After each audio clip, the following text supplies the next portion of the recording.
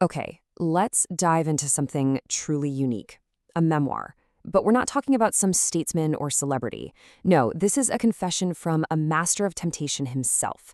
This is the story of an agent of negation, and he's going to walk us through his own evolution from a simple peddler of desires to a really sophisticated, cynical philosopher.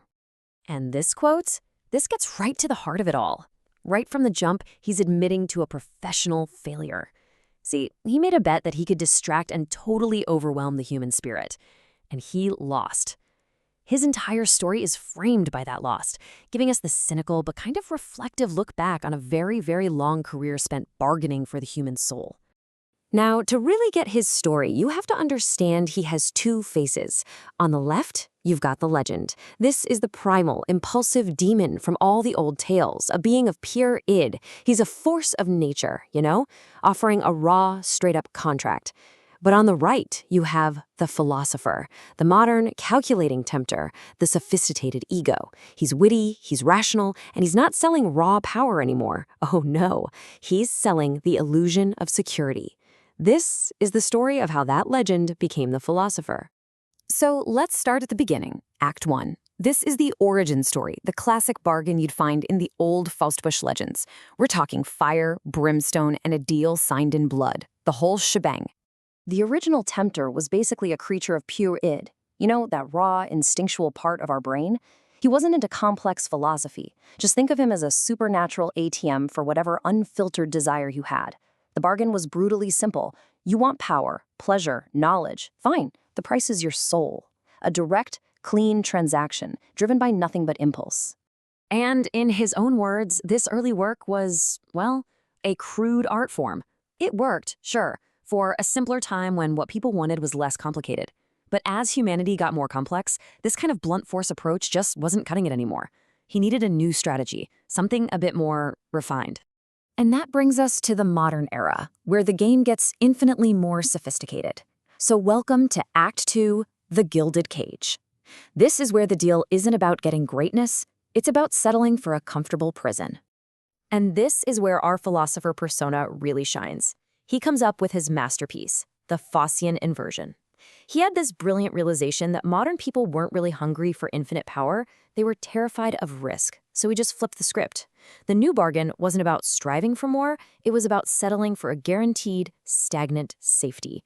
A psychological trap that, if we're honest, might look a little familiar. This quote just nails it, doesn't it?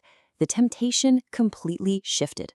It went from this grand, dangerous ambition to a quiet, desperate need to just avoid failure, to dodge responsibility, to be insignificant but safe.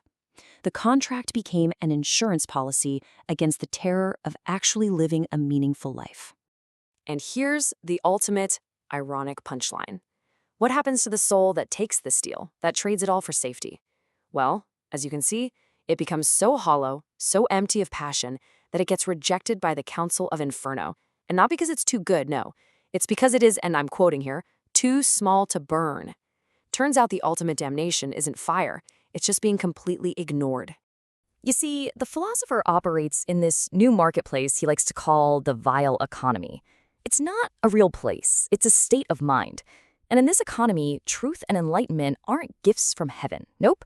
They are commodities you have to buy through these tragic exchanges, where your own soul is treated like the cheapest currency on the market. And the modern contract, it reflects this perfectly. It's not some fiery pact anymore. It's a cold, legalistic document, a promissory note signed not in blood, but in the ink of negation. It's a promise of nothing, just wrapped up in the language of certainty. It's a beautiful linguistic trap. And this slide lays out the core of that contract perfectly. Look, on the left, that's what you give up, the spirit of becoming, all your potential, your drive, your yes to life. And on the right, that's what you get, the spirit of gravity, a leaden anchor of boring certainty that just traps you in a safe, stagnant, and, let's be real, a meaningless existence. So how does the philosopher close this deal? Not with threats, not anymore. He does it with mockery. He becomes this jester inside your own head, and he just systematically deconstructs society's most cherished institutions, the very things people rely on for a sense of meaning and safety. He reframes things, like marriage, church authority, not as pillars of faith, but as these ornate, gilded cages. He whispers in your ear that they're really just elaborate, fractal patterns of our collective fear, beautifully constructed walls we all build to avoid looking into the abyss of existence. Now here's the crucial point. All this mockery, this deconstruction, that's not the end goal. Not even close. It's just a tool. It's the setup for the final and most terrifying act of the play.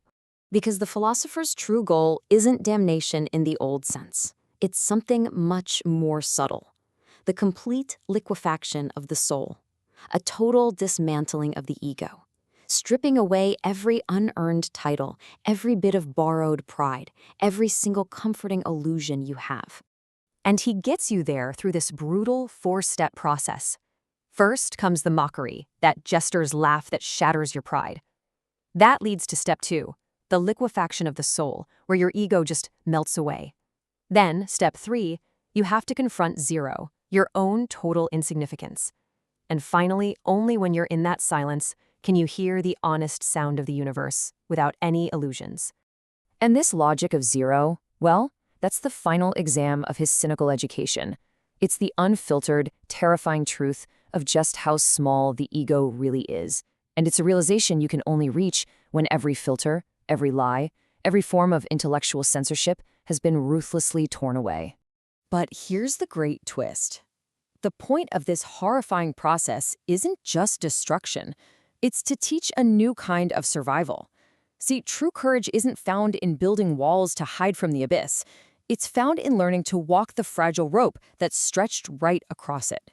So what's the ultimate purpose of this whole seemingly destructive journey? Why would you force a soul through the logic of zero?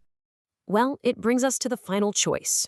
You can stay anchored by the spirit of gravity, living a life trapped by fear, a life that's too small to burn, or by confronting the abyss, you can be liberated by negation and reclaim your spirit of becoming, that relentless, joyous yes to existence itself.